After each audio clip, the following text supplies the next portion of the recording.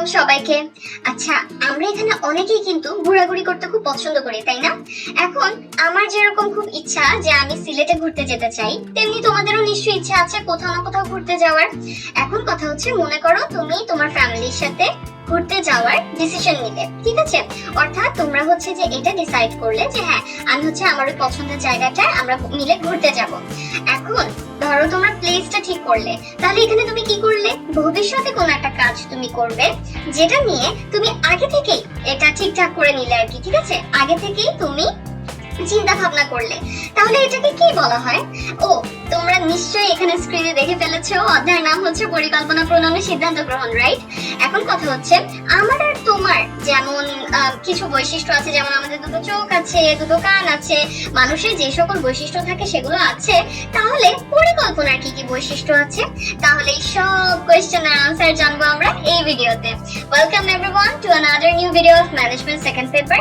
আমি তাবাসসুম আমরিন প্রিয়তি আছি তোমাদেরকে ম্যানেজমেন্ট সেকেন্ড পেপারের আরেকটা কনসেপ্ট বুঝতে হেল্প করার জন্য। এবং আমরা এই যে কোয়েশ্চেনগুলোর আনসার জানবো, সেই কোয়েশ্চেনগুলোর আনসার জানার মাধ্যমে কিন্তু আমরা মূলত পরিকল্পনা প্রণয়ন এবং সিদ্ধান্ত গ্রহণ এই অধ্যায়ের ম্যানেজমেন্ট সেকেন্ড পেপারের দুইটা টপিক নিয়ে আলোচনা করব। প্রথমত আমরা জানবো পরিকল্পনা ধারণা এবং সেই সাথে আমরা জানবো পরিকল্পনার বৈশিষ্ট্য। তাহলে চলো আমরা হচ্ছে পড়াশোনা শুরু করে দেই। তাহলে প্রথমে আসা যাক, পরিকল্পনা কাকে বলে? যেমন আমরা ভবিষ্যতে একটা ট্যুর দিতে চাই অথবা হচ্ছে যে কোথাও ঘুরতে যেতে চাই, তো এখন এই ভবিষ্যতে এই কাজটা যে করব সেটার সেটা নিয়ে বা হচ্ছে সেটা আগে থেকেই, মানে ভবিষ্যতে যে কাজটা করব সেটা আগে থেকেই চিন্তা ভাবনা করা বা আগে থেকে সেই সম্পর্কে চিন্তা ভাবনা করা, এটাকেই বলা হয় হচ্ছে পরিকল্পনা।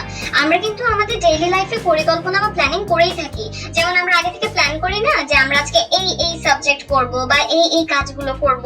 তো পরিকল্পনা কিন্তু আমাদের সবার জীবনের সাথে ওতপ্রোতভাবে জড়িত। কিন্তু এখন কথা হচ্ছে, তুমি কোথাও ঘুরতে গেলে, ঠিক আছে, ওই এক্সাম্পলটা আবার টানলাম যে তুমি কোথাও একটা ঘুরতে যেতে চাও।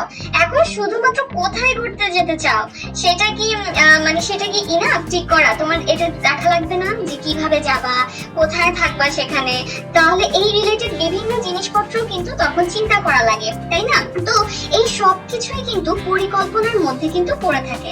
তাহলে পরিকল্পনা কিন্তু শুধুমাত্র এটা না যে কি করা হবে সেটা ঠিক করা, সেই সাথে কখন, কোথায়, কিভাবে, কত সময়ের মধ্যে কাজ করা হবে, এই জিনিসগুলোও কিন্তু পরিকল্পনার মধ্যেই পড়ে। এন্ড ইয়েস, পরিকল্পনা কিন্তু ব্যবস্থাপনার প্রথম কাজ এবং সেই সাথে খুবই খুবই খুবই ইম্পর্টেন্ট কাজ, এবং সেই সাথে পরিকল্পনা কিন্তু ব্যবস্থাপনার প্রধান কাজ। এখন কথা হচ্ছে, আমরা বিল্ডিং তৈরি করতে দেখেছি, যখন একটা বিল্ডিং তৈরি করা হয় প্রথমে এটার বেসমেন্টটা তৈরি করা হয় না? তো পরিকল্পনা না এই বেসমেন্ট ব্যবস্থাপনার ভিত্তি হিসেবে কাজ করে থাকে। প্রতিষ্ঠান যে পরিকল্পনা গ্রহণ করে থাকে, তো সেই পরিকল্পনা অনুযায়ী কিন্তু ব্যবস্থাপনা প্রক্রিয়ার বাকি কাজগুলো করা হয়ে থাকে। তাহলে বোঝা যাচ্ছে পরিকল্পনা কিন্তু অনেক ইম্পর্টেন্ট। এবং পরিকল্পনা কাকে বলে? তাহলে এখন যদি আমি একটা সাজানো সংজ্ঞা তোমাদেরকে বলি, তাহলে সেটা হচ্ছে ভবিষ্যৎ কার্যক্রমের পূর্ব নির্ধারিত নকশা বা চিত্রকে পরিকল্পনা বলে। অর্থাৎ আমি ভবিষ্যতে কি করব বা প্রতিষ্ঠান ভবিষ্যতে কি করবে এটা আগে থেকেই নির্ধারণ করা বা এই সংক্রান্ত চিন্তা ভাবনা করা বা ওই ভবিষ্যৎ কাজের আগে থেকেই নির্ধারিত নকশা বা চিত্রকে বলা হয় পরিকল্পনা। তাহলে বোঝা গেল পরিকল্পনা কাকে বলে? ইজি না? ওকে, তাহলে এখন হচ্ছে আমরা সেকেন্ড যে কোয়েশ্চেনটা করেছিলাম একদম ভিডিও শুরুতে, যে পরিকল্পনার বৈশিষ্ট্যগুলো কি কি, সেগুলো নিয়ে এখন আমরা কথা বলবো। আচ্ছা, তাহলে পরিকল্পনার বৈশিষ্ট্যের মধ্যে তাহলে এখন আমরা পরিকল্পনা বলতে কি বুঝি? আমরা তো পরিকল্পনার কথা বলেই দিয়েছি যে এটা হচ্ছে ভবিষ্যতে যে কাজগুলো করা হবে সেটার পূর্ব নির্ধারিত প্রতিচ্ছবি। এখন ব্যবস্থাপনা প্রক্রিয়ার যতগুলো কাজ আছে এর মধ্যে কিন্তু পরিকল্পনাই একদম প্রধান গুরুত্বপূর্ণ কাজ, একদম প্রথম কাজ। এবং যদি পরিকল্পনায় কোনো ভুল থেকে থাকে, এটা কিন্তু দেখা যায় যে পরবর্তীতে বাকি কাজগুলোর উপরেও একটা খারাপ প্রভাব ফেলে। তাহলে চলো পরিকল্পনার বৈশিষ্ট্যগুলো কি কি এটা জেনে নেই। তো অলরেডি কিন্তু অনেকবার বলে ফেলেছি, পরিকল্পনা ব্যবস্থাপনা প্রক্রিয়ার একদম প্রথম এবং প্রধান কাজ। তো এইটাই হচ্ছে আমাদের প্রথম বৈশিষ্ট্যটা জানবো, যে পরিকল্পনার প্রাথমিকতা ও মুখ্যতা। পরিকল্পনা হচ্ছে এই যে বললাম যে ব্যবস্থাপনার অন্যান্য কাজগুলো কিন্তু এই পরিকল্পনা বাস্তবায়নের জন্যই কিন্তু ব্যবস্থাপনা প্রক্রিয়ার বাকি কাজগুলো করা হয়ে থাকে। তো পরিকল্পনা হচ্ছে ব্যবস্থাপনার প্রথম এবং প্রধান কাজ, এবং এটা বেসমেন্ট হিসেবে কাজ করে বা ভিত্তি হিসেবে কাজ করে ব্যবস্থাপনা প্রক্রিয়ার অন্যান্য কাজগুলোর। এবং শুধুমাত্র কি করা হবে এটাই কিন্তু পরিকল্পনা না, বরং কখন, কিভাবে, কার দ্বারা, কত সময়ের মধ্যে কোন কাজ করানো হবে, এই সব কিছু কিন্তু পরিকল্পনার মধ্যেই পড়ে। এবং ব্যবস্থাপনা প্রক্রিয়ার বাকি কাজগুলো এই পরিকল্পনা অনুসরণ করেই কিন্তু করা হয়। পরিকল্পনাটা বাস্তবায়নের জন্যই কিন্তু ব্যবস্থাপনা প্রক্রিয়ার বাকি কাজগুলো করা হয়। নেক্সট হচ্ছে চিন্তন মনন প্রক্রিয়া। আচ্ছা, এই বৈশিষ্ট্য অনুযায়ী হচ্ছে এটা বোঝায় যে এটা একটু চিন্তা করে দেখো তো, যে যখন আমরা প্ল্যানিং করি তখন কিন্তু আমরা চিন্তা করি, এখানে কিন্তু আমরা কোনো শারীরিক শ্রম ব্যয় করি না বা শারীরিক শ্রমের দরকার পড়ে না, এখানে হচ্ছে মানসিক শ্রমের দরকার পড়ে, চিন্তা করার দরকার পড়ে। তো পরিকল্পনা হচ্ছে একটা চিন্তন মনন প্রক্রিয়া, এটা হচ্ছে চিন্তার সাথে রিলেটেড। হ্যাঁ, পরিকল্পনা যখন তৈরি করা হয় তখন কিন্তু প্রয়োজনীয় তথ্য সংগ্রহ করতে হয়, তথ্য বিশ্লেষণ করতে হয়। তাও এটার মূল উদ্দেশ্য কিন্তু এটাই থাকে যাতে করে চিন্তাকে অধিক কার্যকর করা যায়। এবং এই কারণেই কিন্তু পরিকল্পনাকে কি বলা হয় জানো? পরিকল্পনাকে বলা হয়, পরিকল্পনা হলো কাজ শুরুর পূর্বে চিন্তা ভাবনার প্রক্রিয়া, অর্থাৎ কাজটা শুরু করার আগে যে চিন্তা করার ব্যাপারটা সেটাই কিন্তু পরিকল্পনার মধ্যে পড়ে। তাহলে বোঝা গেল পরিকল্পনার এই বৈশিষ্ট্যটা। নেক্সট হচ্ছে ভবিষ্যৎ কার্য পদ্ধতি সম্পর্কে অনুমান। আচ্ছা, এই বৈশিষ্ট্যটা কি বোঝায়? পরিকল্পনা না সবসময় ভবিষ্যৎ অনুমানের সাথে জড়িত। যেমন আমি একদম ফার্স্টে যে এক্সাম্পলটা দিলাম সেটাও কিন্তু তোমার ওই ফিউচারের কাজটা, ফিউচারে তুমি যা করবা তার আগে থেকে ঠিক করা এই বিষয়টার সাথেই কিন্তু সম্পর্কযুক্ত। এখন আমরা বিজনেস স্টাডিজ এর স্টুডেন্ট, এখন আমরা বিজনেসের পার্সপেক্টিভ থেকে একটু চিন্তা করব, ব্যবসা প্রতিষ্ঠানের পার্সপেক্টিভ থেকে বা দৃষ্টিভঙ্গি থেকে চিন্তা করব। একটা ব্যবসা প্রতিষ্ঠানে বা হচ্ছে যে কোনো একটা প্রতিষ্ঠানে যখন পরিকল্পনা গ্রহণ করা হয় সেই সময় কিন্তু ভবিষ্যতে সেই কাজটা বা পরিকল্পনা বাস্তবায়নের ব্যাপারেও কিন্তু কি ধরনের সিচুয়েশন ফেস করতে হবে বা ভবিষ্যৎ সম্পর্কে কিন্তু একটা অনুমান করতে হয়। যেমন আমি যদি একটা প্রোডাক্ট লঞ্চ করব, এই ধরনের পরিকল্পনা গ্রহণ করে থাকি, পরে কিন্তু আমার এটা ভবিষ্যতে কতটুকু এটা ডিমান্ড হবে বা কেমন সেল হবে এই জিনিসটাও কিন্তু আমার মাথায় রাখতে হবে। তো এভাবে কিন্তু পরিকল্পনা করার সময় কিন্তু ভবিষ্যৎ সম্পর্কে অনুমান করতে হয়। এবং এই অনুমান কিন্তু শুধুমাত্র কি করা উচিত বা কি করলে লক্ষ্যে পৌঁছানো যাবে এটার মধ্যে সীমাবদ্ধ থাকে না, বরং সেই সাথে প্রতিষ্ঠানে যে অভ্যন্তরীণ পরিবেশ আছে, বাহ্যিক পরিবেশ আছে বা পরিকল্পনা অঙ্গন এটা কেমন থাকবে এবং সেই সাথে যেই পরিকল্পনাটা গ্রহণ করা হবে সেটা ওই সিচুয়েশনের মধ্যে কিভাবে বাস্তবায়ন করা যায় এই জিনিসগুলোর ব্যাপারেও কিন্তু সিদ্ধান্ত নিতে হয়। এবং এর ফলে কি হয় যে যদি সঠিক পূর্বানুমান করা হয়, অর্থাৎ ভবিষ্যৎ ফিউচারের সিচুয়েশন কেমন হবে বা ভবিষ্যতে কি ধরনের পরিস্থিতির মোকাবেলা করতে হবে এই পরিকল্পনাটা বাস্তবায়নের ক্ষেত্রে, সেটা যদি সঠিকভাবে অনুমান করা যায় তখন না ভবিষ্যৎ ঝুঁকি এবং অনিশ্চয়তা এগুলো কিন্তু দূর করা সম্ভব হয়। নেক্সট হচ্ছে পরিকল্পনার উদ্দেশ্যমুখিতা। আচ্ছা, এটা কাকে বলে? পরিকল্পনা সব সময় একটা উদ্দেশ্য বা লক্ষ্যকে সামনে রেখেই কিন্তু তৈরি করা হয়। অর্থাৎ আমরা যদি প্রতিষ্ঠানের দিক থেকে চিন্তা করি তাহলে প্রতিষ্ঠান কিন্তু সবসময় কোনো একটা লক্ষ্য বা উদ্দেশ্য অর্জনের জন্যই কিন্তু পরিকল্পনা তৈরি করে। এই জিনিসটা যদি একটা এক্সাম্পলের মাধ্যমে বুঝাই, মনে করো কোনো একটা প্রতিষ্ঠান তারা হচ্ছে যে এই ডিসিশন নিয়েছে যে তারা তাদের উৎপাদন 10% বৃদ্ধি করবে। এখন এই উদ্দেশ্য অর্জনের জন্য বিক্রয় বৃদ্ধি করা বা হচ্ছে যে প্রয়োজনে নতুন শ্রমিক কর্মী নিয়োগ করা বা অতিরিক্ত কাঁচামাল সংগ্রহ করা, এই ধরনের আরো অতিরিক্ত পরিকল্পনা কিন্তু তখন নিতে হয়। অর্থাৎ এখানে আমি কি বোঝাতে চাচ্ছি, পরিকল্পনা সবসময় একটা লক্ষ্য বা উদ্দেশ্যকে সামনে রেখেই তৈরি করা হয়।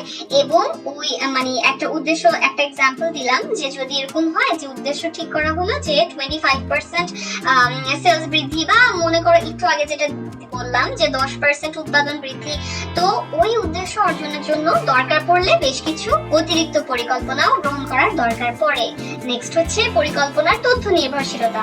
আচ্ছা, অতীতকে বাদ দিয়ে কিন্তু আমরা ভবিষ্যৎ চিন্তা করতে পারি না। পরিকল্পনা প্রণয়নের ক্ষেত্রে, পরিকল্পনা তৈরি করার ক্ষেত্রে সবসময় জিনিসটা কিন্তু মাথায় রাখতে হবে যে অতীতে কি ঘটেছে সেই জিনিসটা কিন্তু দেখতে হবে। এবং এই জন্যই দেখা যায় যে তথ্য সংগ্রহ করা দরকার পড়ে, তথ্য বিশ্লেষণ করা দরকার পড়ে এবং প্রতিষ্ঠানের শুধুমাত্র অভ্যন্তরীণ বিষয়গুলোই যে এখানে কনসিডার করা হয় বা বিবেচনা করা হয় তা কিন্তু না, বাইরের বিভিন্ন বিষয় কিন্তু বিবেচনা দরকার পড়ে। অর্থাৎ আমি যখন কোনো একটা পরিকল্পনা গ্রহণ করব তখন আমার কিন্তু প্রতিষ্ঠানের অভ্যন্তরীণ বেশ কিছু বিষয় মাথায় রাখতে হবে, আবার সেই সাথে বাহ্যিক যে বিষয়গুলো আছে সেগুলো বিবেচনা করার দরকার পড়বে, এবং সেই সময় দরকার পড়ে যে বিভিন্ন পক্ষের নিকট হতে তথ্য সংগ্রহ করারও দরকার পড়ে। সো হ্যাঁ, পরিকল্পনা অবশ্যই বিভিন্ন রকম তথ্যের উপর নির্ভর করে, এবং এই তথ্য সংগ্রহ, বিশ্লেষণ, যাচাই বাছাই এই জিনিসগুলো মাথায় রেখে পরিকল্পনা তৈরি করার মাধ্যমেই কিন্তু পরিকল্পনার মান বৃদ্ধি পায়। নেক্সট হচ্ছে উত্তম বিকল্প। আচ্ছা, এই বৈশিষ্ট্যটা ধরো খুবই সিম্পল একটা এক্সাম্পলের মাধ্যমে যদি বুঝাই, যেমন আমরা যখন কোনো সাবজেক্ট পড়ি আমাদের কিন্তু অনেকগুলো সাবজেক্ট পড়তে হয়, তার মধ্যে আমরা যে কোনো একটা চুজ করি যেটা আমাদের কাছে মনে হয় যে না এটা এখন পড়া দরকার, এই ধরনের সিচুয়েশন তো মোস্টলি হয়, তাই না? তাহলে উত্তম বিকল্পের কথাটা আমি কি বললাম, যে আমাদের কাছে অনেকগুলি সাবজেক্টের অপশন আছে বাট আমরা চুজ করছি একটা দুইটা এরকম। এখন কথা হচ্ছে উত্তম বিকল্পের কথা বলতে এটা কেন বললাম যে অনেকগুলো বিকল্প থাকবে, এই বিকল্পগুলোর মধ্য থেকে বাস্তবতা বিবেচনায় সবচেয়ে গ্রহণযোগ্য বিকল্পই হচ্ছে উত্তম বিকল্প।